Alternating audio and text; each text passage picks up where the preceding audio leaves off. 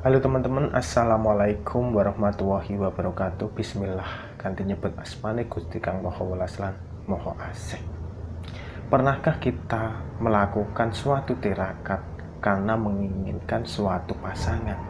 Memang pasangan adalah salah satu rezeki yang dikaruniakan Tuhan kepada kita.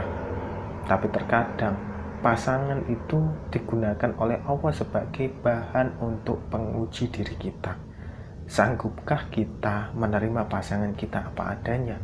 Atau justru kita malah menuntut suatu hal yang pasangan kita tidak sanggup memenuhinya, alias kita sebagai ujian bagi dirinya.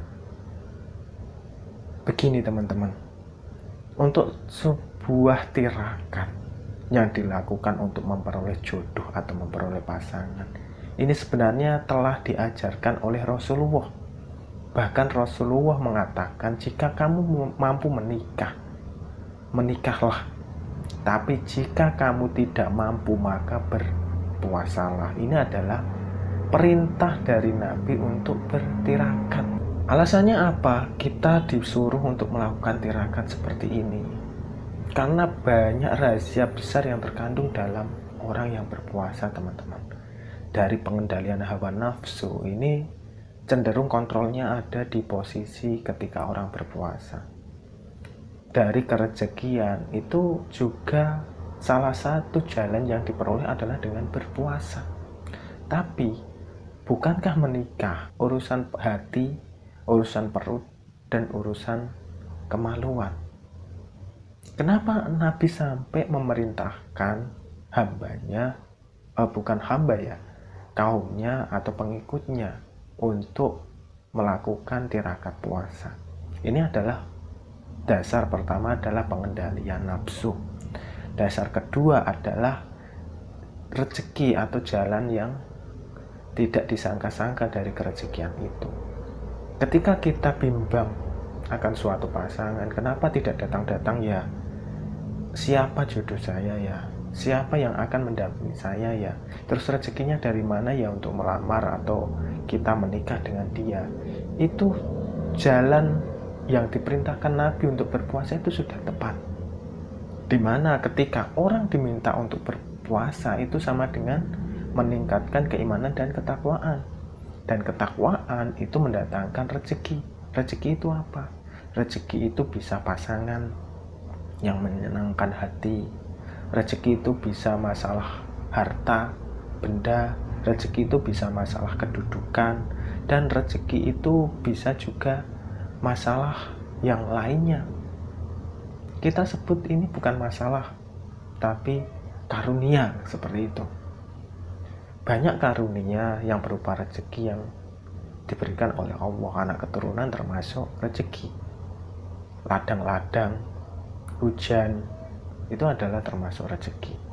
Tapi kita kadang tidak menyadari. Cobalah ketika teman-teman kita semua mencari jodoh, berusaha untuk melakukan puasa tirakat terlebih dahulu. Tujuannya apa?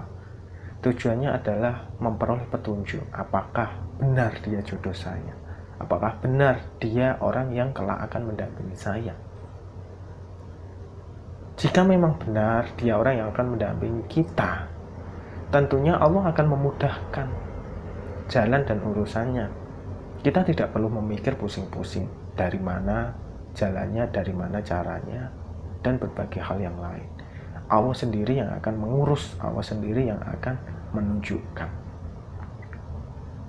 Terkadang kita itu cenderung mengukur suatu hal dengan diri kita sendiri, dengan keduniaan. Kita tidak melibatkan Tuhan dalam urusan kita. Terkadang ketika ada suatu masalah kita menyalahkan orang lain. Ketika ada suatu masalah kita justru meninggalkan suatu masalah tersebut. Ini bukan suatu hal yang baik, teman-teman.